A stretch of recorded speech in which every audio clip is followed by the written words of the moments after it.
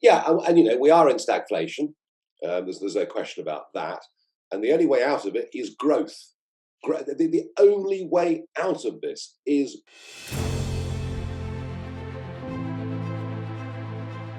Hello and welcome to This Week in Review with Nigel Farage. Now, Nigel, this week I wanted to focus on the eerie similarities we're seeing to the 1970s, some of which are obvious, some of which are not, and also the differences. But let's start with something interesting that you've discovered regarding one of the big debates about public policy in the UK right now. Yeah, it's windfall tax. It is the fact that the oil and gas companies had a mega 2021. By the way, everyone's forgotten the fact they lost a lot of money in 2020. Oh, that's by the by. Because what we do now in Britain is we bail out failures, but we've now decided we're going to penalise those having success. So this was a Labour-led initiative, but backed by the SNP and the Lib Dems, to go for a windfall tax. And when you poll people and you say, if we tax the billions that have been made by BP and Shell, and that reduces your gas bill, would you like us to do it? And 80% say yes on a snap poll. And Boris Johnson was asked about this and said, well, I really don't like windfall taxes, which is when I knew he was going to do it. Because this is like U-turn number 47, I think, since he became Prime Minister. And really interesting, I was at an event this week with a lot of Conservative members of Parliament, junior ministers, that kind of thing. And it's really interesting, because I'd written a piece last Thursday in the Telegraph online saying, don't put a windfall tax on, tell them to reinvest the money in onshore and offshore production as a means to self-sufficiency. And Kwasi Kwarteng, the business minister, seemed to like it. Now, we haven't seen the final package. There will be some tax relief taper for reinvestment, but the past has been sold on the concept of windfall taxes. And I found those Tory MPs I was with split down the middle on it, which sums them up as a party, rudderless, directionless, without a clear guiding philosophy of any kind at all. If you put a windfall tax on the oil and gas companies, which is happening, what next? Why not say, oh, well, let's have a look. The tobacco sector made a huge profit. Why don't we put a windfall tax on them, or the hedge fund industry, or whatever it is? And it sends the signal. Because in a sense, this is almost like retrospective taxing. It's saying, your year end's coming up. We're going to tax you on what happened last year, even though officially the tax regime was different. And it is a very negative thing for business in the UK and for investment in the UK. Number one, because it's pretty arbitrary. We don't know what's coming next. And number two, everyone's forgotten this. Corporation tax is going up from 19 pence to 25%, 30% increase in corporation tax, and now the concept that the past has been sold on windfall taxes. And I am vehemently against this happening, but I'm not in the least bit surprised. I promise you, this government is a ship that is without any direction whatsoever, and it is headed inevitably for the electoral rocks in 23 or 24 if they continue in this way. I honestly can't see, unless there's a change of leader, a change of direction, a re-engagement with the business community, I cannot see them winning next time around. One of the things I want to point out here is the underlying story, which is that these companies make very large investments and then production and profits and revenue follow. Now, if they stop investing huge amounts of money, then they become more profitable in the short run. But in the long run, they become less profitable. And what's happened here is that the government has disincentivized investment in oil and gas production through the climate change policies. And as a result of that, these companies are looking more profitable. Then the price of oil and gas spiked because of supply issues. And now we've got the third stage of throwing good money after bad, where they're just going to make it even worse by taxing the profits that these companies should be reinvesting that they haven't been reinvesting purely because of other government policies. So they're just chasing their own tail here. Yeah, and we are in stagflation. There's no question about that. And the only way out of it is growth.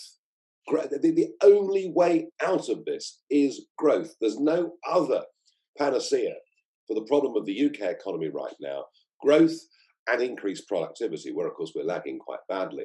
So, as I say, I think the truth of it is there is nobody in Downing Street with a vision to get us out of this. There is very, very small comprehension of macroeconomics. And that is a similarity with the 70s. I mean, don't forget, it was Edward Heath with Barber as his chancellor that went for what was called the Barber boom, which directly contributed to inflation. And that in turn then led to the trade union problem. Now, we're now seeing that rearing its head. The RMT under Mick Lynch, a pretty militant hard left mob, and they balloted their members on strike action. They want 10% pay increases and improved conditions. And it looks like immediately after the Jubilee, we're going to be into the biggest national rail strike for at least 30 years. But again, shades of the 70s. And once you start to get militant unions demanding pay rises, and once management starts to give in, then the whole inflationary spiral begins to feed off itself. So, yeah, lots and lots of parallels here. Yeah, it's not just shades and parallels. I mean, it's more than rhyming to me. But let's dig into some of the differences, because those are instructive too. I think unemployment's probably the biggest key difference. Yes, I mean, unemployment hit 1 million in 1975, and that was a big shock to everybody because we'd been through post-war full employment. We have the opposite situation right now. But one of the reasons for that, Nick, is because our productivity is so low. So we're employing more and more and more people within the economy, but many of them are actually creating less. And it is astonishing to think that some measures put our productivity 20% below that of France. So these are real long-term problems. My own view, which I know is controversial, but my own view is the mass importation of cheap, unskilled labour has actually helped drive down that productivity. And our own complete failure through the education system to actually train people to go into productive jobs has also contributed to it. So we have to turn this round. We have to get growth. We have to increase productivity. And if we don't, then the fall in sterling that I've been talking about now for a few weeks, that fall in sterling will continue, which of course, in turn, also for a country that imports an awful lot, adds to inflationary pressures. So there's no way we can look at all of this and be terribly bullish about the UK economy. I think another big difference is the level that interest rates started at in the 70s and where they're starting now, and how much higher they could go and how much pressure and damage that could put on the economy. But let's turn to solutions here. Given what happened in the 70s, I think gold has to be on everyone's menu. Do you agree? Do you think gold will go on another bull run that's similar to the 70s, or do you think it's overvalued already? No, I don't think it's overvalued at all. And I've been mystified by this whipsawing, basically range trading. Gold has been range trading now for a long, long time. It gets down to the low 1800s, it gets up to the mid-high 1900s and trades within that range. I'm in no doubt that there is central bank selling going on. I'm in no doubt at all. It's the only possible explanation for the action within the gold market.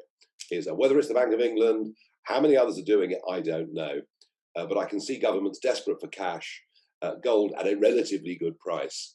And I think that's, to me, what explains why in inflationary times gold has lagged.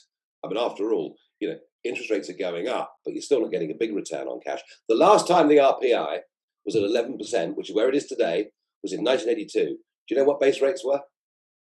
13%. Today, with the RPI at 11%, base rates are 1%. So, I don't even buy that argument. I think it must be central bank selling. I don't know how much longer it goes on for, but I think that is what's depressing the price of gold. But I still think it's the right place to be.